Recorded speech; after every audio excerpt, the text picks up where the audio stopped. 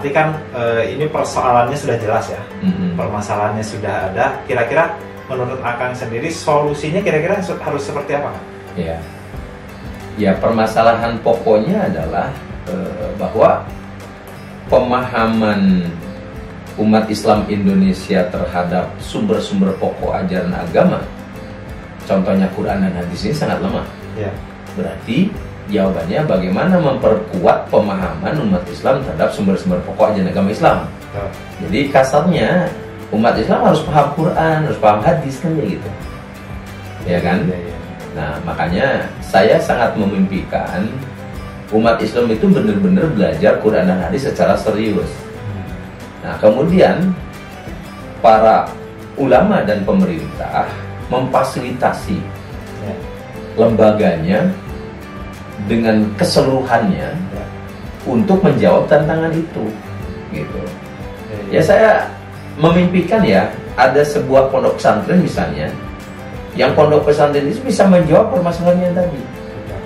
Ya, santri nanti ditampung tidak hanya di pesantren itu sekolah, tapi betul-betul pesantren. Kalau saya bagi misalnya metodologi pendidikan di pesantren, kalau kita bagi ada salafiyah dengan khalafiyah. Nah, pelajaran umum ini kan khalafiyah. Salafiyahnya ini sekarang persentasenya sangat kecil. Nah, saya ingin ada keseimbangan antara salafiyah dengan khalafiyah. Lebih detail lagi, seorang santri kalau dia sekolahnya misalnya SMP dan SMA di pesantren, oke. Tapi metodologi salafiyahnya harus tetap kena gitu sama santri tersebut. Jadi dia harus ngaji nahwiyah, sorfiyah, balaghah. Nah, 3 ini kan jadi dasar sekali untuk memahami Quran dan hadis. Gitu. Ya sebetulnya kalau saya inginnya santri 6 tahun itu paham jurmiyah, imriti, mutamimah, alfiyah. 6 tahun itu selain jurmiyah, imriti, mutamimah dan alfiyah sebagai ilmu nahwu juga ilmu sorobnya. Sorob bukan cuma sorob kaina yaqulu dan alfiyah, tapi juga nasib, ngias, nuku, ngasalkeun, ngelatkeun, lapkeun kan gitu kalau di pesantren. Nah, tambah dengan ilmu balaghah, ilmu rasa bahasanya.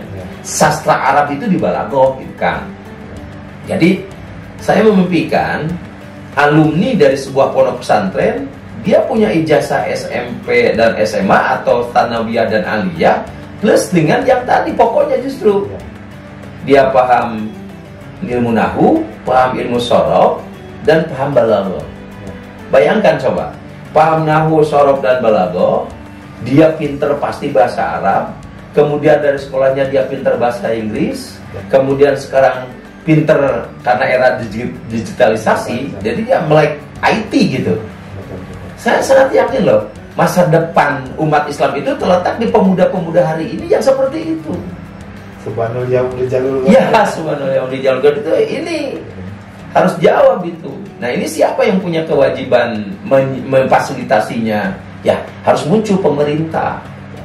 Pemerintah mengambil peran. Sekarang sudah ada undang-undang pesantren, sudah ada perda pesantren di provinsi dan di kabupaten kota ya. Nah, jadi secara regulasi sudah ada. Tinggal ayo bareng-bareng antara pemerintah dengan ulama untuk bagaimana tampil ke permukaan supaya peserta didik atau santri itu memang seperti tadi. Menurut saya hari ini pun terbalik gitu. Di pesantren sekalipun sekolahnya maju gitu, tapi salafiyahnya hilang. Gitu. Kalau tidak saya sebutkan hilang sama sekali terlalu ekstrim ya, persentasenya lebih kecil gitu. Jadi diupayakan bagaimana caranya supaya salafiyah dengan khalafiyah itu seimbang. Ditambah lagi dengan pengetahuan ilmu pengetahuan dan tenjul ipteknya itu. Jadi dia IT-nya melek gitu. Jadi nanti lulusan pesantren itu dia punya kemampuan SMP atau SMA tsanawiyah aliyah, kemudian ada nahwiyah, sorfiyah dan balaghah gitu ya. Ini dasar loh, dasar sekali untuk memahami Al-Quran dan hadis. Hari ini yang baru banyak itu hampir menyebar di mana-mana gitu ya, tahfiz Quran. Terus kita syukuri, tapi harus ditingkatkan. Tapi kan menghafal dari mulai membaca dan menghafalnya. Untuk membongkar kedalaman Quran dan hadis diperlukan tafsir dan ilmu tafsir. Ilmu tafsir ini dasarnya di sini dulu. Nawiyah, Sorfiyah dan Balaghah dulu. PR-nya masih Ya, banyak. misalnya masih banyak. Dan ya di tangan kita lah sekarang bagaimana menciptakan itu. Gitu. Mungkin begitu kira-kira. Terima kasih. Terima kasih Kang. Luar biasa. Obrolan kita hari ini sangat apa ya? Gizinya sangat banyak. Dan mudah-mudahan ya bisa diimplementasikan nanti ke depannya. Terima kasih banyak. Sama-sama. Sahabat-sahabat, itulah tadi obrolan kita, mudah-mudahan bermanfaat bagi kita semua. Akhirul kalam, PKB Jawa Barat, peduli umat, melayani rakyat. Wallahul muwaffiq ila aqwamit thoriq. Wassalamualaikum warahmatullahi wabarakatuh.